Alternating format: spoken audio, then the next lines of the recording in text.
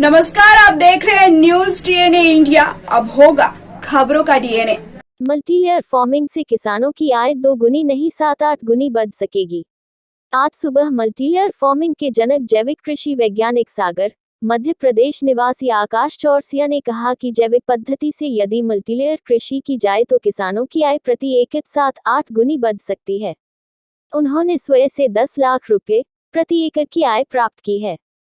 वे Noida sector 167A के पास दोस्तपुर मैंगरौली ग्राम में स्थित आद्या के अन्नपूर्णा फार्म में मल्टीलेयर कृषि पर आयोजित एक सप्ताह के आवासीय कार्यक्रम में बोल रहे थे।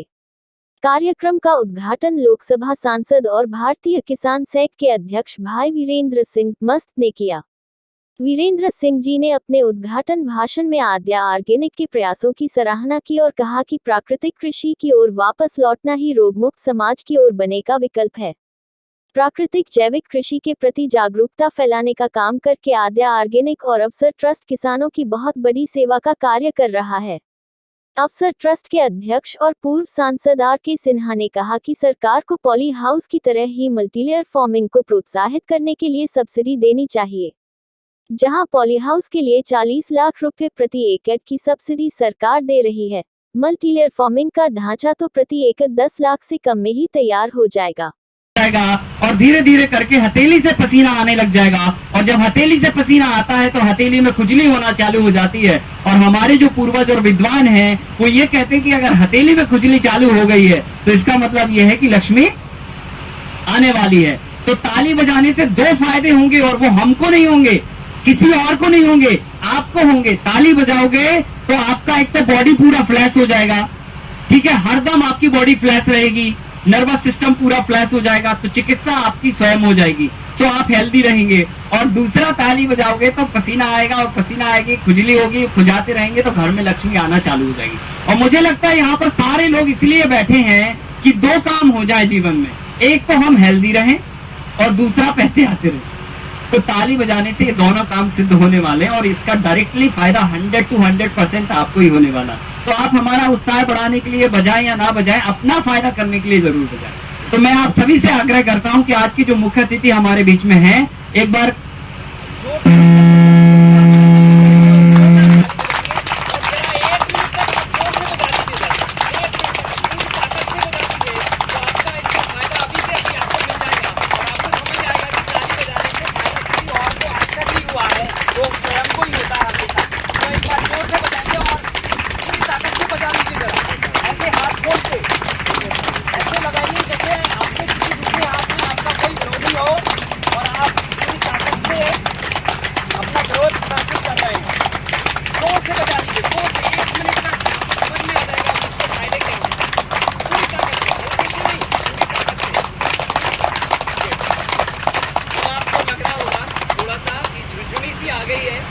बॉडी में एनर्जी आ गई है।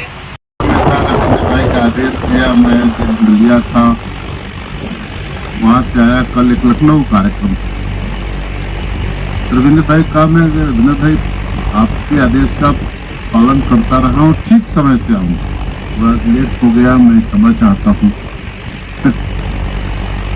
लेकिन जिस बुनियादी सोच को आगे बढ़ाकर देश के लिए काम करने का और देश के समृद्धि को, समाज को समृद्धि के मुकाम तक पहुंचाने का कार्यक्रम, चिंतन के लिए देश के तमाम क्षेत्र से आए हुए विद्वान और 4-5 दिन तक के चलने वाला कार्यक्रम। और आप लोग भी सोच सकते हैं कि ये किस तरह का कार्यक्रम है। रविंद्र भाई को जानने वाले यहाँ बैठे हुए सब सारे लोग शायद जानते होंगे, कम जानते हैं। भारत की परंपरा से, भारत की सभ्यता से, भारत की संस्कृति से और भारत की श्रेष्ठता से इनका बुनियादी लगाव इस तरह का है कि जब भी कोई राष्ट्र पर संकट आते, चाहे अधिकारों का संकट हो, चाहे गरीबी के संकट के सब संकट हो समाधान करने का, उस समय आगे रहते हैं। और इसके लिए इन्होंने अपने जीवन में यातनाएं भी सही। लोकनायक जयप्रकाश नारायण स्मारक का मैं चेयरमैन हूं, उसके संरक्षक मंडल में रविंद्र भाई भी हैं जो स्मारक बना। आप लोगों को जानना शायद कम होगा कि जब इस देश में लोकतंत्र पर खतरा पैदा हो गया था तो रविंदर भाई आगे थे और जेल की यात्रा करके फिर इस कृषि की यात्रा में खड़े हो गए। वो सब सारी चीजें किसी आदमी के, देश के, राज्य के, समाज के प्रति समर्पण प्रकट करती है। आज हमारे पूर्व के वक्ता जो चर्चा कर रहे थे, मैं किसान हूँ, इस बात को समझ सकता हूँ। मैं जब आ रहा था तो हल्दी की खेती को मैंने देखा। अभी सामान्य तौर पर हम लोग सोच सकते हैं, इस बात को सोचना चाहिए कि हल्दी की खेती छाये में होती है, बगीचे में कोई दूसरी पैदावार नहीं हो सकती है, तो हल्दी की खेती भी उसमें करते हैं। मैं खुद मेरी एक बगीचे में हल्दी की खेती। लेकिन आज के दिन में और विशेष तौर से वर्तमान के दुनिया के संकट जो कोविड के कारण से पैदा हुआ,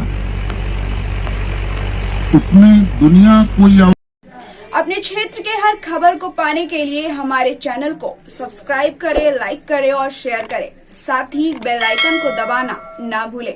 और हाँ, हमसे जुड़ने के लिए कांटेक्ट करें नीचे दिए हुए नंबर्स पर। तो ऐसी खबरों के लिए जुड़े रहिए हमारे चैनल न्यूज़ डीएनए इंडिया के साथ।